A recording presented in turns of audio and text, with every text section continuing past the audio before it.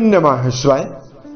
दोस्तों, कर्क राशि वाले जातकों का इस चैनल पे स्वागत है। इस वीडियो में हम आपको बताने वाले हैं कर्क राशि वाले जातकों के लिए साल 2025 में 4 मार्च से लेकर 10 मार्च तक का समय कैसा जाने वाला है।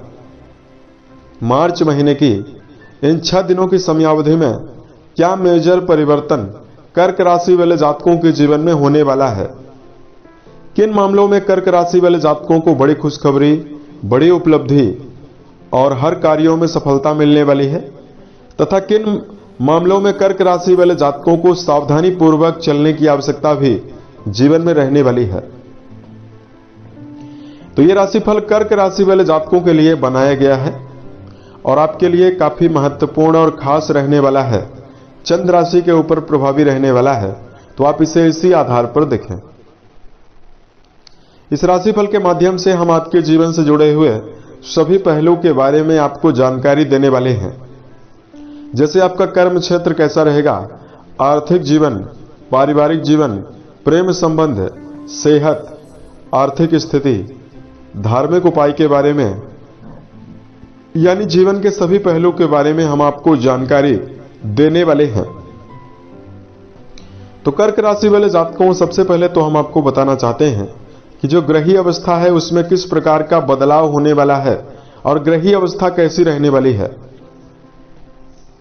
चंद्रमा को मन और मस्तिष्क का देवता माना जाता है, जो 4 मार्च 2025 को मेष राशि और आपके 10वें घर में रहने वाले हैं और ये 10 मार्च तक की समयावधि में मेष राशि, वृषभ राशि, मिथुन और कर्क, यानी 10 तारीख को यह कर्क में रहने वाले हैं। देवताओं के गुरु बृहस्पति वृषभ राशि और आपके 11th हाउस में मौजूद होकर गोचर करेंगे। शनि सूर्य की युति जो है वो 10 तारीख तक आपके 8वें घर में बनी रहने वाली है। राहु महाराज, दैत्य गुरु शुक्र और बुध के साथ ये 3 ग्रह आपकी राशि से 9वें घर यानी आपके भाग्य भाव में रहने वाले हैं तथा केतु देव जो हैं वो आपके कुंडली के पराक्रम घर में मौजूद होकर गोचर करने वाले हैं। तो ये सभी ग्रह की अवस्था आपकी कुंडली के ऊपर इस प्रकार की बनी रहने वाली है।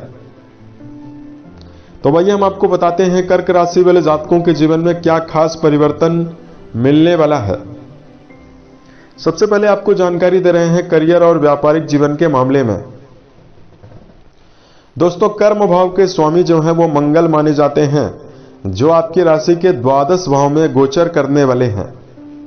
लेकिन मंगल आपके 12वें घर में मौजूद होकर अपने 6th आपके 6th हाउस से अपना संबंध बनाए हुए हैं और अपनी उच्च की दृष्टि आपके 7वें घर में डालने वाले हैं और आपके कर्म भाव में कई शुभ ग्रहों की दृष्टि और प्रभाव भी लगातार बना रहने वाला है।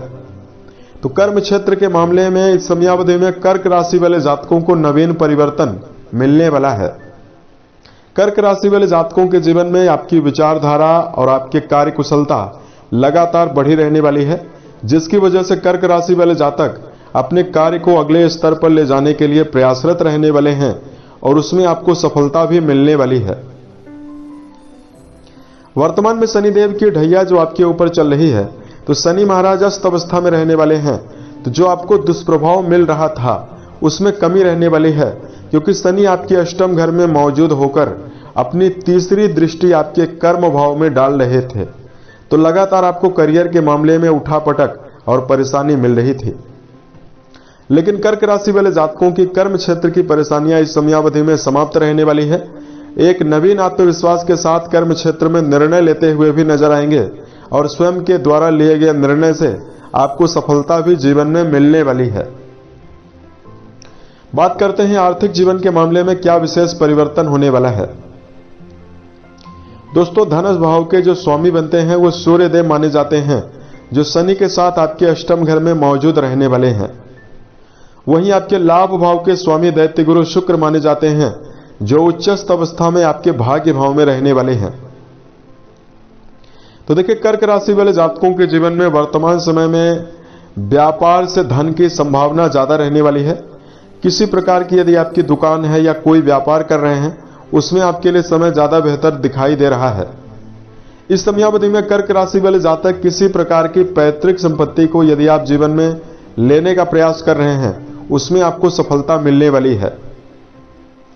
धन प्राप्ति के लिए घर के बड़े लोगों का सहयोग आपको मिल सकता है, चाहे आपके घर के पिताजी हों, बड़े भाई हों, दादा दादी हों। इनका सहयोग या घर के बड़े बुजुर्ग व्यक्तियों का सहयोग आर्थिक उन्नति के लिए आपको मदद करने वाला है। उनकी राय आपके जीवन में आपको उन्नति की ओर ले जाने वाली है। कुंडली का 11वां हाउस प्रभावी रहने वाला है, क्योंकि देवगुरु बृहस्पति मौजूद रहेंगे तो लगातार धन प्रवाह बना रहने वाला है। इस समयावधि में पारिवारिक तौर में यदि हम आपको जानकारी दें तो देखिए, कर्क राशि वाले जातकों के चौथे घर के स्वामी जो हैं वो इस समयावधि में वक्री अवस्था में रहने वाले हैं। और वर्तमान में कर्क राशि वाले जातकों के सूर्य देव जो हैं वो आपके अष्टम घर में मौजूद रहने वाले हैं। तो देखिए, कर्क राशि वाले जातकों के लगातार मानसिक समस्याएं परिवार को लेकर झेली है, लेकिन वर्तमान में शनि जन ढैया आपके ऊपर समाप्त हो चुकी है और परिवार भाव के स्वामी वक्री अवस्था में शुभ अवस्था में रहने वाले हैं। तो परिवार में इस समयावधि में भौतिक सुखों के आगमन की रूपरेखा भी आपके जीवन में बनाई जा सकती है। पारिवारिक तौर में कर्क राशि वाले जातकों का एक बेहतरीन समर्पण बना हुआ रहने वाला है। परिवार को लेकर यदि किसी भी प्रकार की निरस्ता या मानसिक तनाव लगातार जीवन में बना हुआ है, उसमें आपको कमी जीवन में मिलने वाली है। लेकिन कर्क राशि वाले जातकों को इस समयावधि में क्षणिक क्रोध से बचने की आवश्यकता भी जीवन में रहने वाली है। यदि आप अपने जीवन में अपनी वाणी पर संयम नहीं बरतेंगे और क्षणिक क्रोध पर यदि आप नियंत्रण बनाकर नहीं चलेंगे तो आपको दुविधा और परेशानियों का भी सामना करना पड़ सकता है। वर्तमान में वाणी भाव में शनि और सूर्य दोनों की दृष्टि प्रभाव रहने वाला है। शनि पापी ग्रह माने जाते हैं। आपके द्वितीय घर को देखेंगे तो इस समयावधि में वाणी आपकी कड़वी भी हो सकती है। अगर आप वाणी पर संयम बनाकर चलते हैं तो परिवार में आपको बेहतरीन स्थिति मिलने वाली है। बात करते हैं कर्क राशि वाले जातकों के जीवन में आपका प्रेम संबंध और आपका वैवाहिक जीवन कैसा रहने वाला है। दोस्तों, पंचम घर आपके जीवन में प्रेम रिश्तों के लिए जिम्मेदार माना जाता है। तो पंचम घर के स्वामी जो है वो आपकी राशि के लिए बहुत ही अच्छी अवस्था में नहीं है, क्योंकि आपके 12वें घर में मौजूद रहने वाले हैं। देखिए, पंचम घर आपका प्रभावी ज्यादा नहीं रहने वाला है, इसलिए इस समयावधि में रिश्तों के मामले में यदि आपका जुड़ाव प्रेम जीवन में है, 4 से लेकर 10 तारीख तक की समयावधि में किसी भी प्रकार की छोटी मोटी बातों को लेकर विवादों से बचना चाहिए। प्रेम संबंध में जुड़े हुए जातक यदि आप प्रेम को वैवाहिक जीवन में बदलने के लिए भी इच्छुक हैं, यहां पर भी आपको बचने की आवश्यकता रहने वाली है। बात करते हैं कर्क राशि वाले जातकों के जीवन में आपका वैवाहिक मामला कैसा रहने वाला है। दोस्तों, वैवाहिक भाव के स्वामी शनि माने जाते हैं, जो लगातार ढैया निर्मित करके आपके अष्टम घर में प्रभावित थे और आपको वैवाहिक जीवन की परेशानियों को लगातार क्रिएट कर रहे थे। लेकिन सूर्य देव के प्रभाव की वजह से, सूर्य की गर्मी की वजह से, सूर्य के आभा मंडल की वजह से शनि आपकी अष्टम घर में 29 मार्च तक जरूर रहेंगे, लेकिन अस्त अवस्था में रहने वाले हैं। तो एक बार पुनः वैवाहिक जीवन को लेकर जो समस्याएं कर्क राशि वाले जातकों के जीवन में चल रही थी, उसमें कमी होने वाली है। वर्तमान में देवताओं के गुरु बृहस्पति की दृष्टि का प्रभाव आपके सप्तम घर को प्रभावित करने वाला है। हालांकि गुरु की जो दृष्टि रहने वाली है वो नीच राशि में जरूर पड़ रही है, लेकिन यहां पर कर्क राशि वाले जातकों का मानसिक ऊर्जा में वृद्धि जरूर होने वाली है और वैवाहिक मामलों में किसी भी प्रकार की समस्या जीवन में चल रही है, उसमें आपको कमी मिलने वाली है। कर्क राशि वाले जातकों के जीवन में नवीन वैवाहिक प्रस्ताव भी आपको मिलने वाला है। पंचम और सप्तम दोनों घर में गुरु की दृष्टियों का प्रभाव रहने वाला है। तो जो लोग विवाह की उम्र हो चुकी है, जिन जातकों की, और जिन लोगों के घर में विवाह के प्रस्ताव नहीं आ रहे हैं, उन कर्क राशि वाले जातकों के जीवन में नवीन वैवाहिक प्रस्तावों के आने की संभावना भी रहने वाली है। बात करते हैं कर्क राशि वाले जातकों के जीवन में आपका एजुकेशन सेक्टर कैसा रहने वाला है। देखिए, शिक्षा के लिए हम जिम्मेदार ग्रह आपके लिए देवताओं के गुरु बृहस्पति को मानते हैं और मंगल को मानते हैं। तो मंगल देव आपके प्रारंभिक शिक्षा भाव के स्वामी हैं और गुरु आपके उच्च शिक्षा के विभाग के स्वामी बनते हैं। तो मंगल देव तो आपके लिए ज्यादा बेहतर नहीं रहने वाले हैं, लेकिन जुपिटर जो है, देवगुरु बृहस्पति जो है, बहुत ही अच्छी अवस्था में रहने वाले हैं।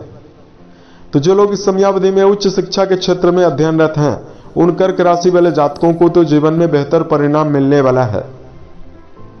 आपकी तन्मयता और आपकी ऊर्जा शक्ति आपकी उच्च शिक्षा में आपको बड़ी सफलता देने वाली है। लेकिन इस समयावधि में जो इस प्रारंभिक तौर की पढ़ाई कर रहे हैं, उन कर्क राशि वाले जातकों को अपनी संगति के ऊपर भी ध्यान देकर चलना होगा और नियमबद्धता के साथ शिक्षा के क्षेत्र में चलना होगा। यदि आप इस समयावधि में 12वीं तक की पढ़ाई कर रहे हैं, तो कर्क राशि वाले जातकों को अपनी फोकस स्तर बनाकर चलना चाहिए, एकाग्रता बनाकर चलने की आवश्यकता रहने वाली है। इसके लिए लगातार कर्क राशि वाले जातकों को मेडिटेशन भी करना चाहिए। पंचम घर आपके जीवन में प्रभावित इसलिए रहने वाला है क्योंकि पंचमेश आपके द्वादश भाव में रहने वाले हैं। तो इस समयावधि में आपका जो ध्यान है बार बार भटकाव की ओर रहने वाला है। इसलिए प्रारंभिक तौर की जो पढ़ाई जातक कर रहे हैं, उनको एकाग्रता बनाने के लिए मेडिटेशन की आवश्यकता जरूर रहने वाली है। बात करते हैं कर्क राशि वाले लोगों के लिए सेहत की स्थिति कैसा परिणाम देने वाली है। तो देखिए, कर्क राशि वाले जातकों 4 तारीख से लेकर 7 तारीख तक की समयावधि में जो चंद्रमा है बहुत ही अच्छी अवस्था में रहेंगे। उसके बाद चंद्रदेव आपके व्यय भाव में जाने वाले हैं, इसलिए 8, 9, 10 इन 3 दिनों की समयावधि में चंद्रदेव आपके व्यय भाव में रहेंगे। तो इस बात का ध्यान आप जरूर बनाकर चलें कि यदि आप वाहन चला रहे हैं तो तेज रफ्तार में वाहन ना चलाएं। भावना के आवेश में आकर किसी व्यक्ति को कड़वा वचन बोलने से बचने की आवश्यकता भी रहने वाली है। और कर्क राशि वाले जातकों को अपने जीवन में अपनी लगातार प्रयासरत रहने की आवश्यकता रहने वाली है। दिनचर्या व्यवस्थित आपकी रहनी चाहिए। सोने जागने की आदत का आपको विशेष ध्यान रखकर चलना चाहिए। खान पान की आदत का ध्यान रखकर चलना चाहिए। इस समयावधि में कर्क राशि वाले जातकों को नॉनवेज वगैरह, धूम्रपान, मांसाहार, इनसे आपको दूर रहना चाहिए क्योंकि ये आपकी मानसिक एकाग्रता को भी भंग करने वाले हैं। बात करते हैं उपायों के बारे में। भगवान शंकर और मां पार्वती की आराधना आपके जीवन में आपको बेहतर रिजल्ट देने वाली है।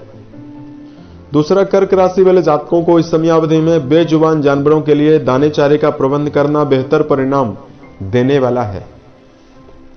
उम्मीद है ये जानकारी कर्क राशि वाले जातकों को बेहतर लगी।